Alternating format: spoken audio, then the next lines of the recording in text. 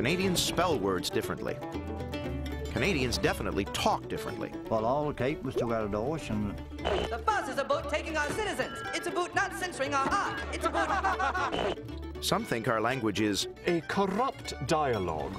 So I was walking down the street, eh?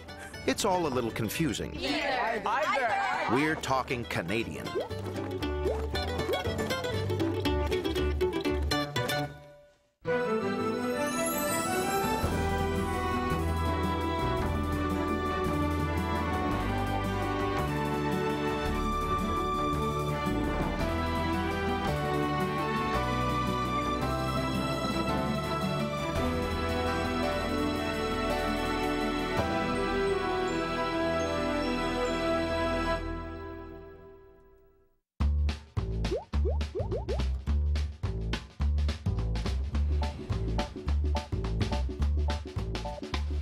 Like, you guys still remember first day of school in grade 9?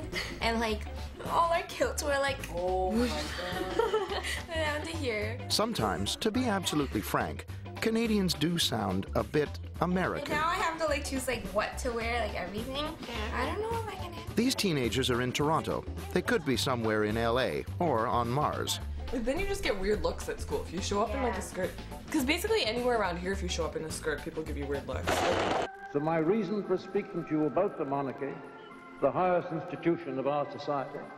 But that's Canadian too, an obsolete form spoken by our first Canadian-born Governor-General, Vincent Massey.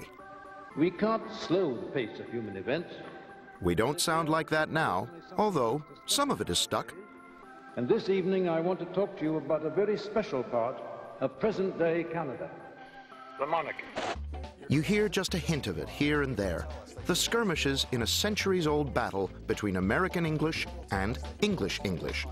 We're in the middle, talking Canadian. That polyester leisure suit? Leisure. Leisure. It's definitely leisure. I guarantee you, it's leisure. Harassment. Harassment. No, it's harassment. Schedule. Schedule. The proper pronunciation is schedule. Napkin. Serviette. Napkin. Either. Either.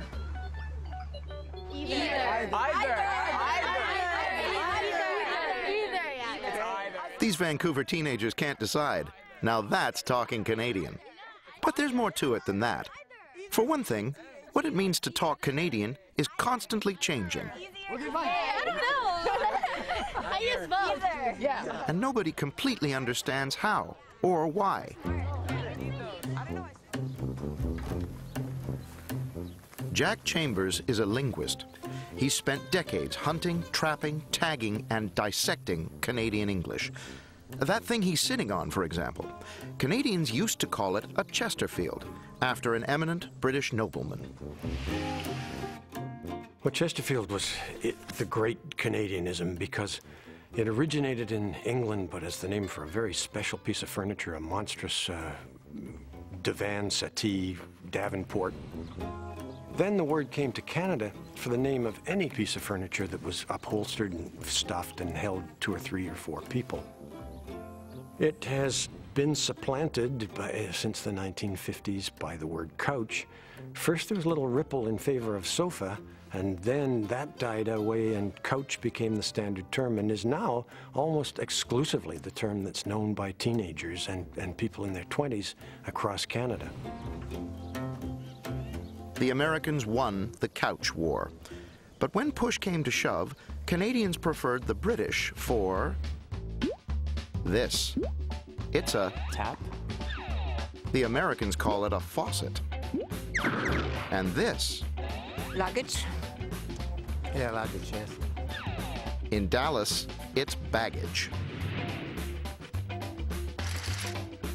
Blinds. Blinds, yeah. In Detroit, they're shades. But when it comes to this, Rubber band. Rubber band. Rubber band. Rubber band. the British elastic seems to be losing its grip. An elastic band. Because when there's a choice, we usually choose American. Take words to do with cars. do you think you'd hear this in Moose Jaw? I took a diversion off the motorway looking for some petrol. At the pump, the fit bloke took a spanner under my bonnet to check my gearbox fluid and sparking plugs. When he was satisfied, he took his chamois to my windscreen.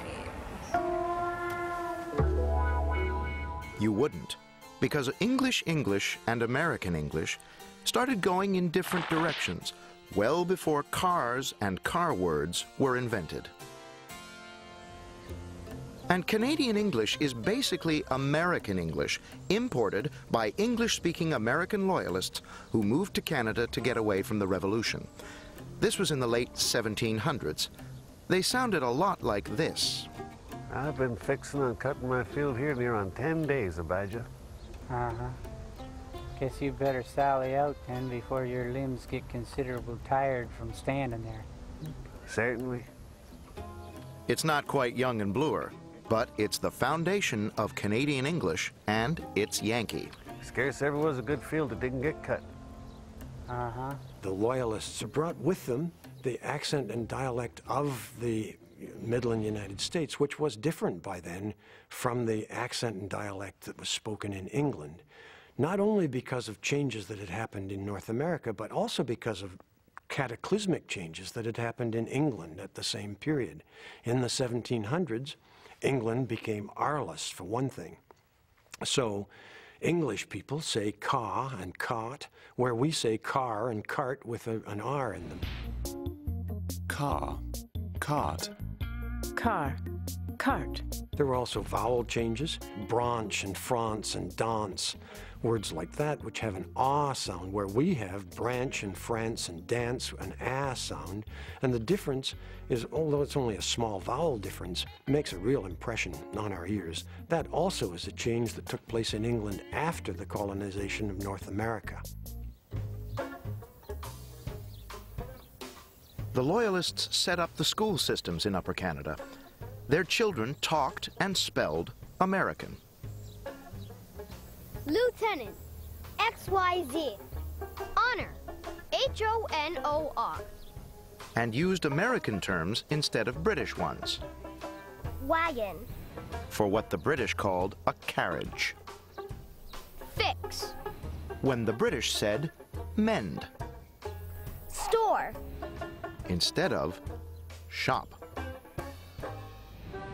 This worried the British governors who still ran Canada, especially after the Americans invaded in 1812. They brought in 1 million people direct from Britain, with no adulterating stopovers in the United States allowed. Some of them, the more delicate blossoms, were appalled by the Americanisms that assailed their refined and discriminating ears. The Reverend A. Constable Geeky put it to the Canadian Institute in brutal terms.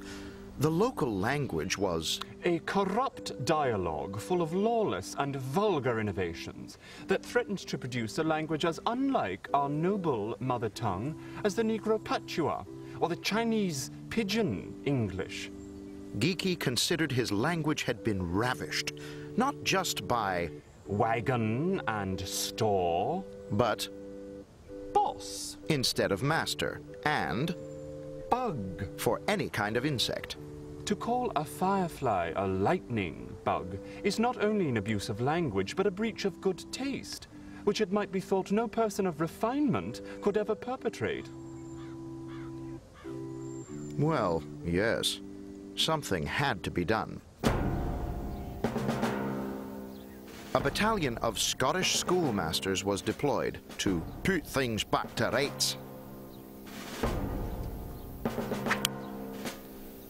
Lieutenant, XYZ.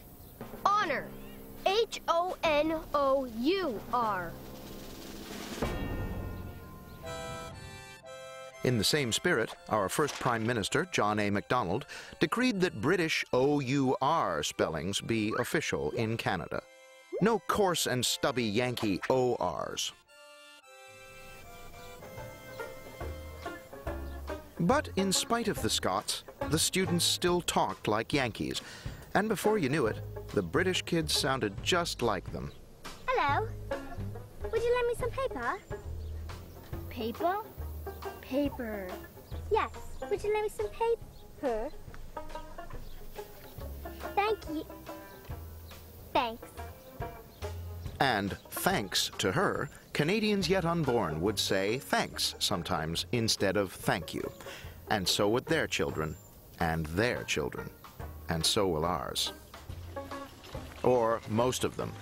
West is west, and east is east, and never the twain shall sound the same. American English was winning Upper Canada, but by God, the British held Newfoundland. Most settlers came here directly from West Country England and Eastern Ireland. In the isolated outports, they handed down their language, pure and whole and colorful. And people were very inventive at telling stories. And there were expressions like having a good cuffer, you know, where people would get together and tell exaggerated stories and so on. Well, brother, I said you caused that a clean shave. I caused that a bruised face. People were expected to entertain one another. If you couldn't entertain verbally, really you were sort of ostracized. People didn't want to see you if you couldn't entertain them verbally. Newfoundlanders, now and then, can still entertain verbally. This is a jihad. This is a holy war. The snow keeps coming, Frank. The back deck has been crushed. We haven't seen the dogs in weeks, and they're charging $5 for a head of rotten lettuce up to Sobeys. When Newfoundland linguist Harold Paddock is in town, he talks like what Newfoundlanders call a townie.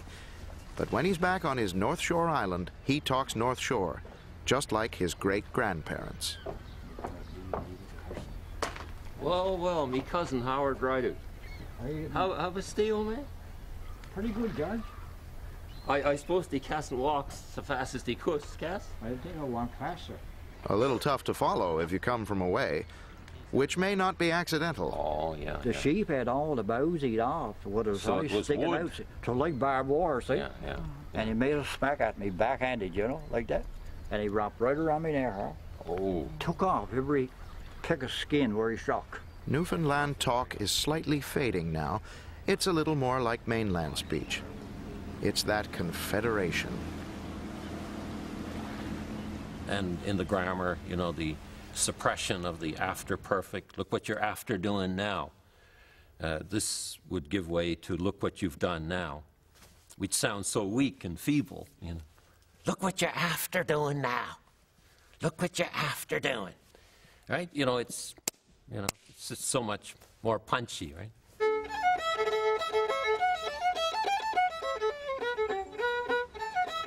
You find distinct accents in Atlantic Canada in places the middle colony loyalists didn't get to first. The sounds of Gaelic can be heard in the English of Cape Breton. Oh, when the dance would be over, sometimes some of them would start feisty. And there's a rich mix of other sounds, from black loyalist English to traces of French and German.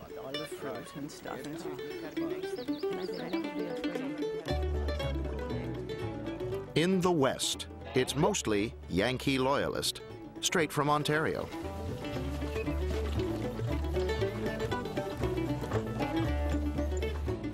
Ottawa sent Ontario settlers west to balance and absorb the French and Métis.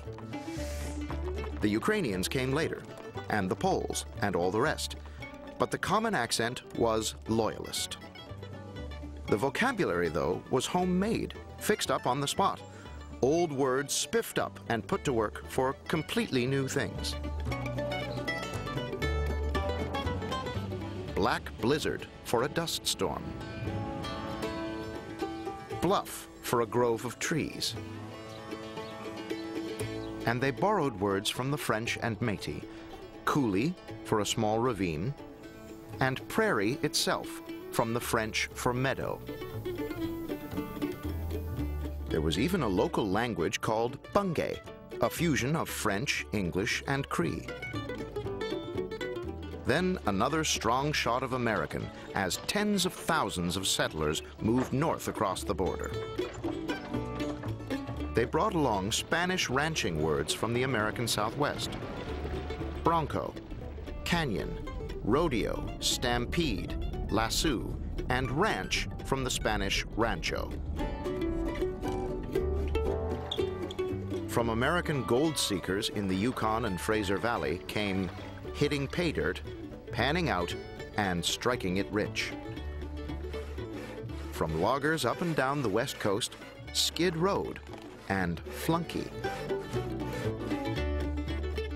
And from Chinook Jargon, another mixture of native languages with French and English, came High Muckamuck for big shot, Skookum for grand or strong, and Chinook for warm wind. There were Chinook Jargon dictionaries to help the tenderfeet pick up the vocabulary.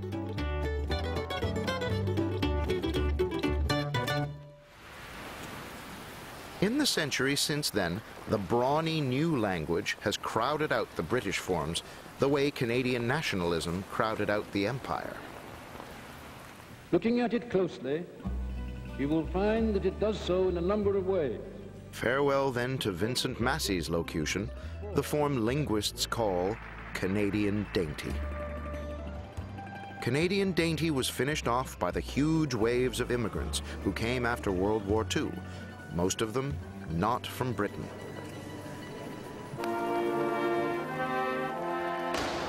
The current Governor General, Adrienne Clarkson, came with her family from Hong Kong. She doesn't sound very much like Vincent Massey. It is a pleasure to greet you in the Jubilee year of Her Majesty Queen Elizabeth II. It's clear, clean Central Canada speech with no across the pond to it at all. We will continue to speak out in every forum for the values of pluralism, freedom, and democracy. In fact, if you search the archives, you'll find her saying things that would give a Constable Geeky the pip. The discount store pioneer. Fisher is a hardline union boss. A happy-go-lucky Canadian, eh?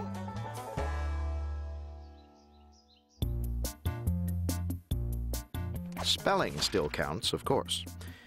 You'll remember Sir John A. Macdonald declared O-U-R to be the proper Canadian way. He thought it was British, and maybe it was back then. But Catherine Barber, who edits the Canadian Oxford Dictionary, says it's just Canadian now. Not long ago, her dictionary listed labor under O-U-R, and that changed the game across the country. When we were researching the Canadian Oxford Dictionary, the Canadian press style was to spell O-U-R words with an O-R, and it had been their style for a very long time. And the Canadian press has a very strong influence on printed matter in Canada, on newspapers and magazines. What has happened subsequently, since the dictionary came out, the Canadian press has switched to O-U-R spellings. So there's actually been an increase in O-U-R spellings. L-A-B-O-U-R. The Canuck way. Yeah, that's right. If you're under 20, the Oxford Canadian Dictionary usage is preferred.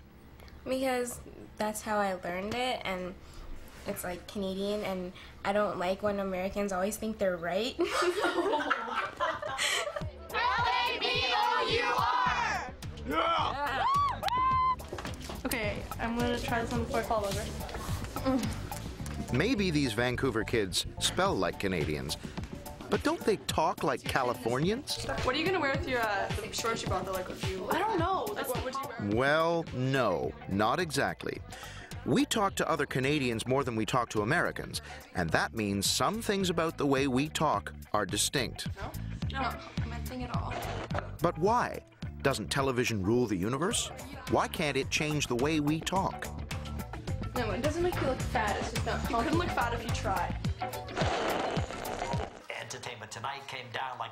Well, sure, Americans make most of our TV, and Americans on TV speak American, so we speak American. Actually, no. Busy production schedule. Hello, Mrs. We use expressions from movies and TV. Yeah, baby!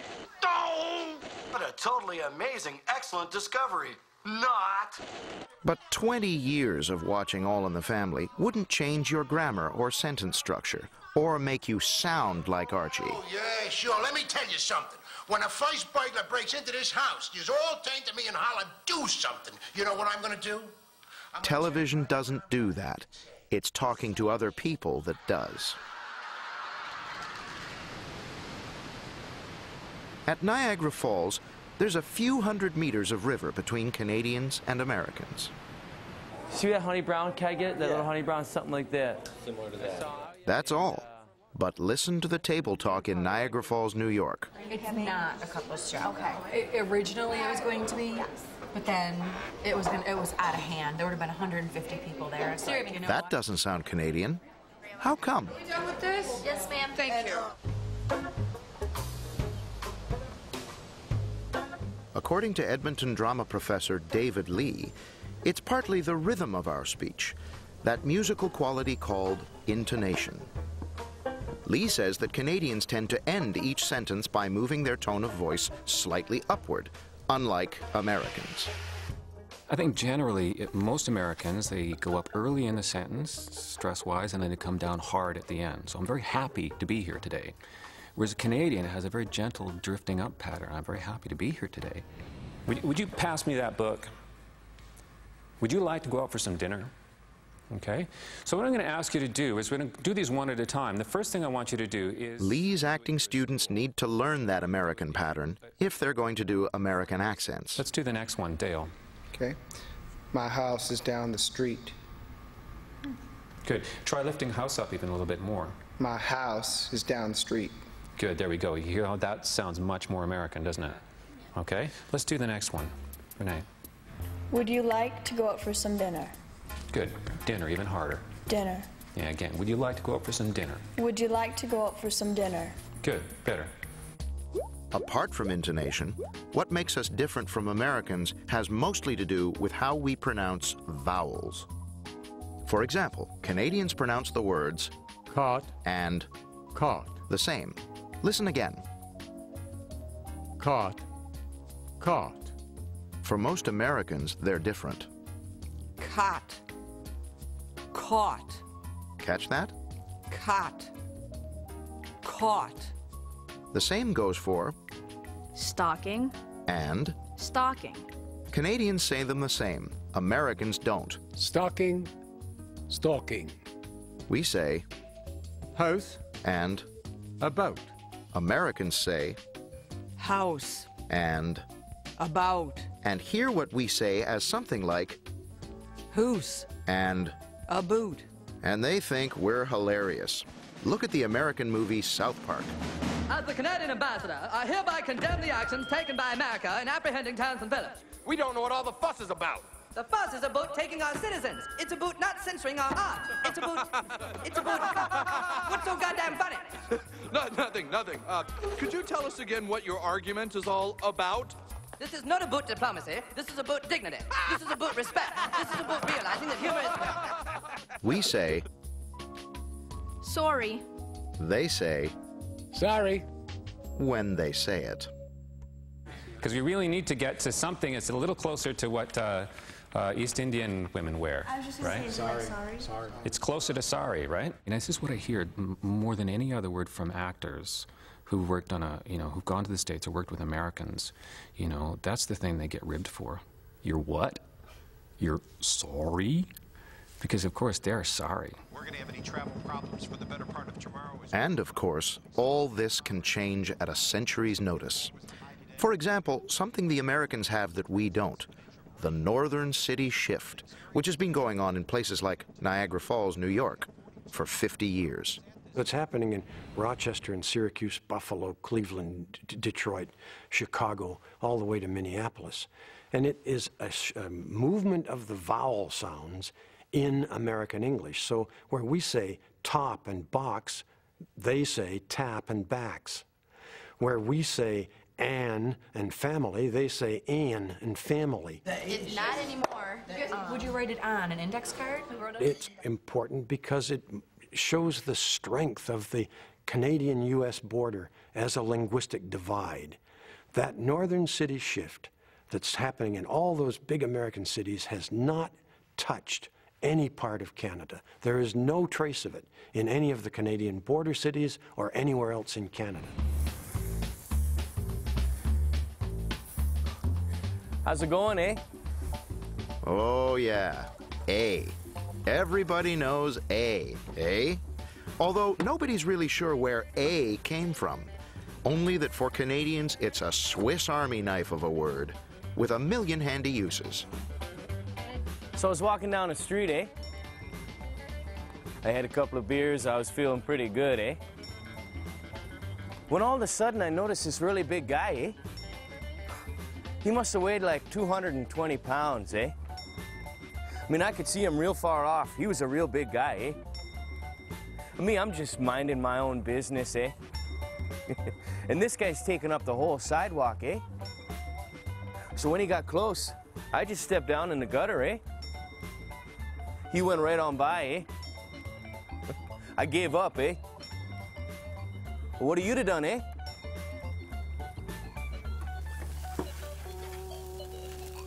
Then there are Canadian words, our private stock, for our consumption only. The Canadian Oxford Dictionary team spent 5 years tracking them down, reading everything from newspapers to Tim Hortons coffee cups to flyers from Canadian Tire. Here's what they found. Some familiar Canadian foods like cottage rolls, date squares, and butter tarts, of course. Believe it or not, nobody else eats these. And food that's known by names that only Canadians use, some of them really obscure. We call this Fulano cheese, but everyone else calls it Montaggio cheese. And they found some uniquely Canadian spellings for everyday foods like yogurt.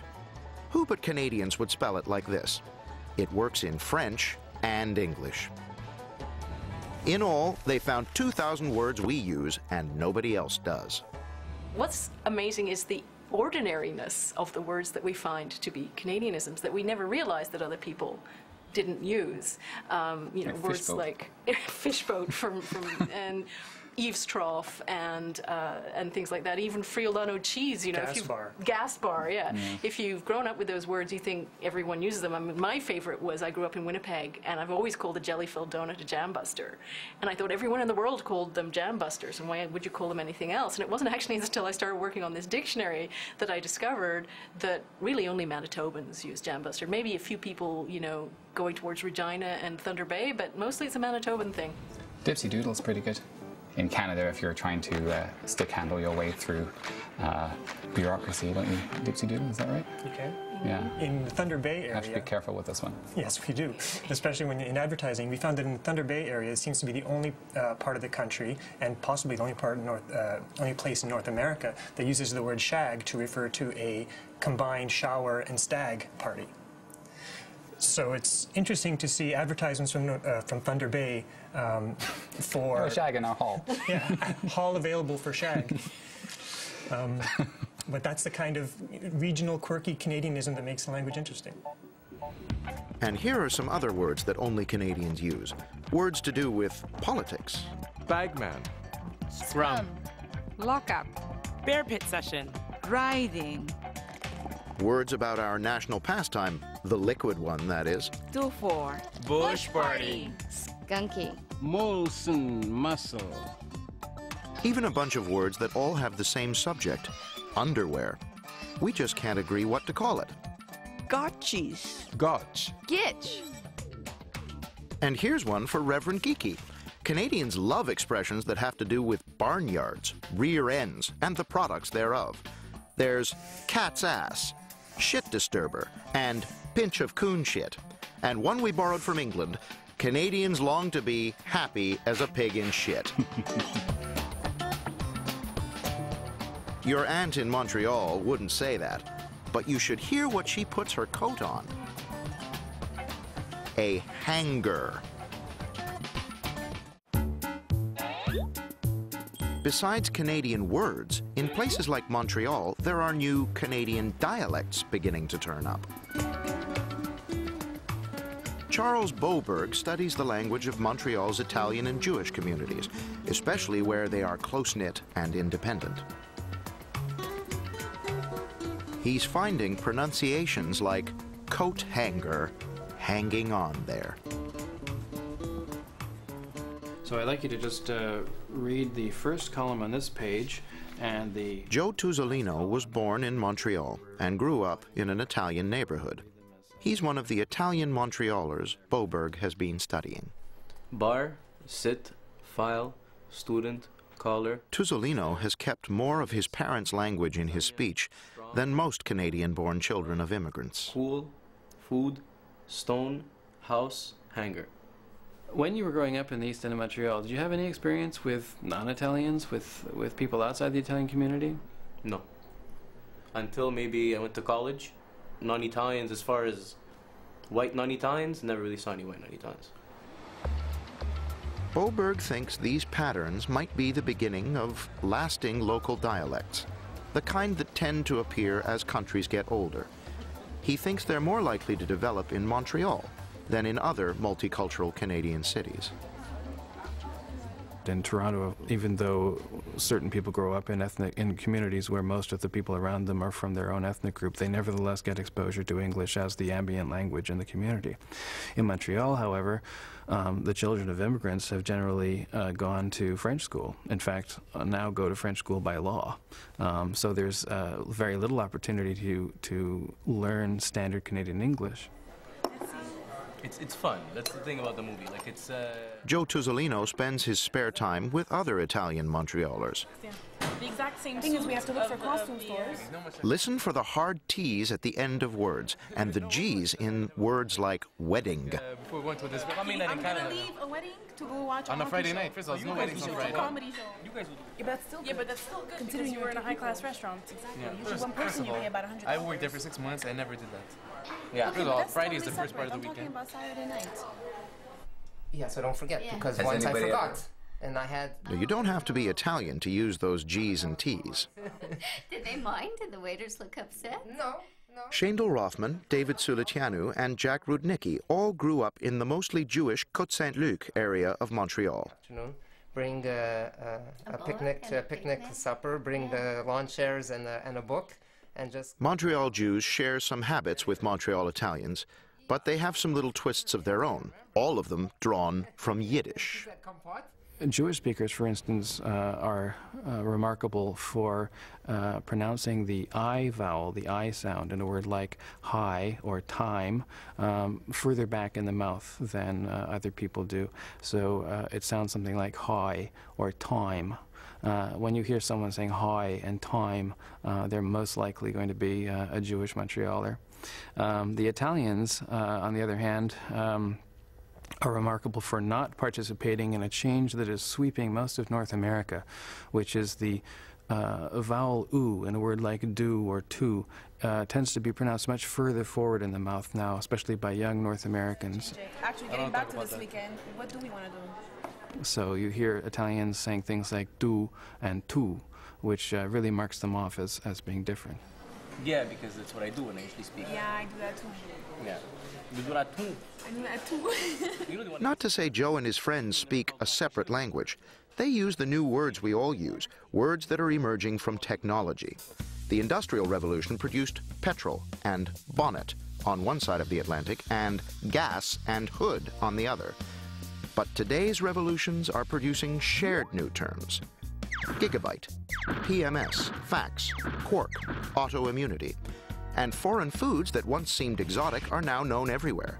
Sushi, cappuccino, dim sum, salsa, shish kebab. And there has been a little sanding down of our English, particularly among Canadians under 30. Pronunciations are changing to match changes in English elsewhere. For example, we used to say news and Tuesday. Now that Y sound is gone, and it's news and Tuesday. We used to say which and weather. Now that H sound is gone, and which and weather are becoming the rule almost everywhere. And if you think the past tense of dive is dived and of sneak is sneaked, as it used to be, they sneaked one past you. Knock. No way. Well, there is some division. You don't say sneak. Sneak. Oh my God, it's sneak. Sneak is like Dive. dive. Dove.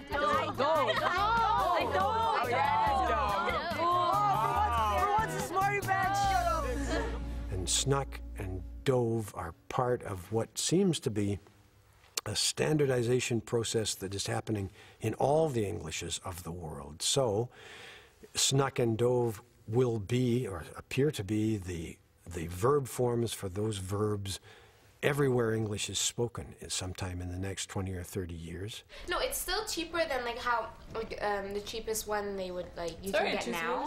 Then there's this new speech pattern which is growing like an unwanted weed among teenagers. It's this thing where you make every sentence sound like a question. Drives the geezers crazy. It's called uptalk, and it's turning up everywhere English is spoken. And we left, and then we didn't end up seeing each other after. But then for some reason at the Finch pickup place, he was there, but then my friend was already coming to pick me up. So then he started talking to me, and then I was kind of like trying to look away, because no longer was there like a group of people there. It was just like me, him, and like some other guy. I'm just like, okay. And then we just like... And then there's like. Sally Tagliamonte, like all linguists, hears things in everyday speech the rest of us miss. She noticed that her daughters and her students were saying like a lot, but saying it in particular ways. She studied it and found like use has grown dramatically since it first showed up about 60 years ago. Nobody's quite sure where. And it's become much more than the all-purpose filler most of us assume. I saw them, I was like, what happened? Does like occur just anywhere? Absolutely not. It does not just occur anywhere. If you look and you isolate exactly where teenagers and tweens and university students are using like, they're using it in 3 very specific locations. They're using it at the beginning of a sentence. Like, if you go to the mall in a skirt, people are like, what the hell? They're using it before a noun phrase. Wear like a jean skirt. I'm wearing a jean skirt and maybe a half top. And they're using it before a verb. I think it's better now that we sort of got into this fight, because so now we can like see more people and we're not always like just together. That's on top of the so-called quotative like. He's like with me, and she's like, yeah. She's all like up beside me on the half table, like, and he's like, what? The one that's spreading fastest, even to isolated parts of the globe. He's like, is this for your book? And I'm like, no. And I just started laughing, and then Carmen's like, oh my god, you should have said yes. That's nice. No, but he was like, yeah, I have to write my speech. And I was like, well, I don't know how much we've raised because we haven't tallied it. And she was so skinny. She was like, where? Like half me. Like, oh my god, you serious? Who? Yeah. Who? This girl, I don't know. I just every single time I say like, my mom says that it's improper to say like all the time. So every single time I say like, so take a chip. when I say like, she says like after me. Yeah. Get used to it, parents. It all adds up to something that might be like a permanent part of the language. When you find a feature of language being used in a very specific location, way more than any other place, then that gives us clues that something is actually happening in the language itself. And in the case of like, the fact that it is so frequently used in a specific location, for example, before a noun, makes us suspect that something might be really going on in the grammar. Look at them.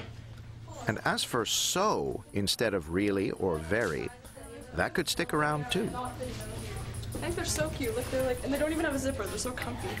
You might say that's very interesting, but someone else might say that's so not true. Is that a grammatical error? Well, so not true is maybe not part of the grammatical rules today, but maybe it will be in the future. Tom is going out with Antonia. Antonia's going out with... Since when did they go out? You know Antonia? Yeah. Hey, Jennifer's going out with Max Weber. Are you serious? And... Canadian English is not English English. It's not American English. It's us. It's changing to match changes happening around the world. But does that mean it's fading? No. The more we pick up from other English speakers, the harder we try to keep whatever we think defines us as Canadian. He's best friends with Travis and Nick. Get wet? So we'll keep on doing that as long as we can, and then when some of those disappear or get swallowed up in a kind of a broader spectrum, we'll come up with other markers that mark us in the same way. Maybe when everybody in the United States merges the vowels in caught and caught, then we'll have to find something else to be very Canadian about. He wants to be gold dust in the third year. And the same applies to local differences in the way we talk. They may become much more pronounced. He's probably going to be fed up by the next one. It could be Edmonton and Calgary will become quite different, Toronto and Ottawa, Victoria and Vancouver. If we could come back in 100 years, you might be able to instantly recognize that the person's from Ottawa instead of Toronto. And that should be so. I mean, if you're from the national capital, you should sound better than somebody from Hogtown, right?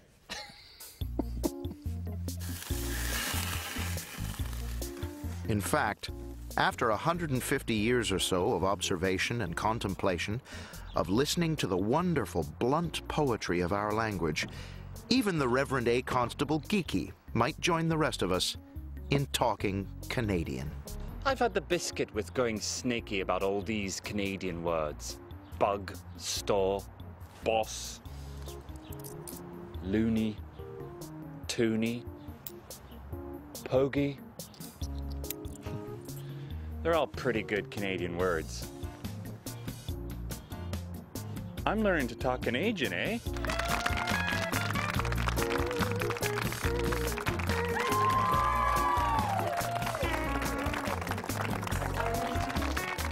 It's an overwhelming number of people. Pleased to meet you. Pleased to meet you. Nice to meet you. Nice to meet you. Oh. Thank you. And then we'll go to a hockey game. Is that what we do here? Yeah. And a beer. Go to the store.